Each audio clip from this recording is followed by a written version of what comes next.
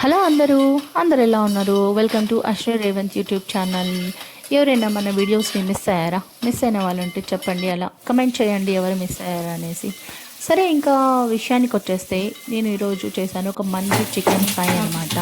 స్పైసీగా చాలా బాగుంటుంది. ఎప్పుడైనా కానీ మనకి నోరు బాగాలేనప్పుడు కానీ, బాగా చల్లగా ఉన్నప్పుడు కానీ ఈ కారం కారంగా ఉండే చికెన్ ఫ్రై చేసుకొని తిన్నారనుకోండి, మన టేస్ట్ బడ్స్ అలా గాల్లో తేలుతూ ఉంటాయి. మీరు కూడా అలా మంచిగా చికెన్ ఫ్రై తినాలి అనుకుంటే చెప్పండి స్పైసీగా. ఒకసారి ఈ రెసిపీ ట్రై చేయండి. నిజంగా దాని తర్వాత థ్యాంక్ యూ అశ్విని అని ఖచ్చితంగా చెప్తారు. సరే, మాకు ఈ సోదంతా ఎందుకు, ఫస్ట్ రెసిపీ చెప్పంటారా? రెసిపీలోకి వెళ్ళిపోదామా మరి.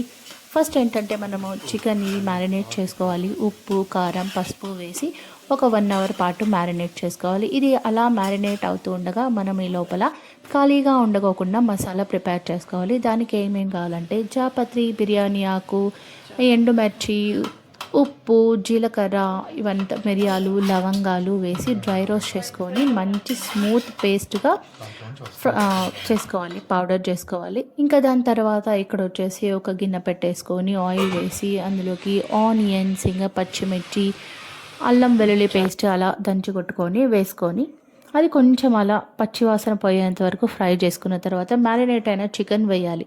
మ్యారినేట్ అయిన చికెన్ వేసిన తర్వాత కొంచెం ఉప్పు, ఇంతకుముందు చేసుకున్న మసాలా పౌడర్ వేసి కొద్దిసేపు అలా అలా ఫ్రై చేసి క్లోజ్ చేసుకోవాలి. క్లోజ్ చేసుకున్న తర్వాత ఇది ఒక 10 మినిట్స్ వరకు చికెన్ని అలా వదిలేసేయాలి, సిమ్లో పెట్టాలి.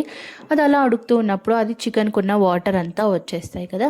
వచ్చిన తర్వాత మనం ఒకసారి మూత తీసి చూసుకొని కారం వేసుకోవాలి. ఇంకా తర్వాత ధనియాల పౌడర్ వేసుకోవాలి. తర్వాత కొంచెం అలా మిరియాల పొడి కూడా వేసుకోవాలి. ఇంకా మిగిలిన ఈ పొడి మొత్తం అంతా కూడా మసాలా పౌడర్ మొత్తం వేసేసుకోవాలి.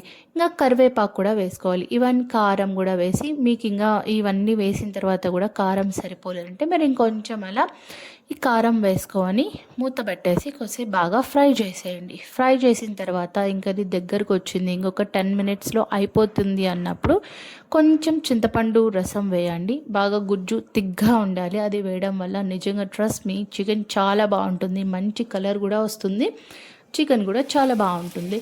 ఇవన్నీ వేసేసి కొద్దిసేపు అలా ఒక 10 మినిట్స్ బాగా మంచి గట్టి ఫ్రై చేయండి. పీసెస్ కూడా కొంచెం క్రిస్పీగా వస్తాయి, చాలా బాగుంటుంది.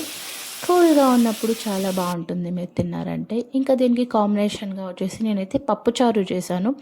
పప్పుచారు, అన్నం, ఇది చాలా బాగుంటుంది.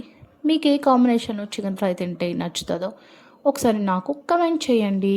ఓకేనా? Bye bye.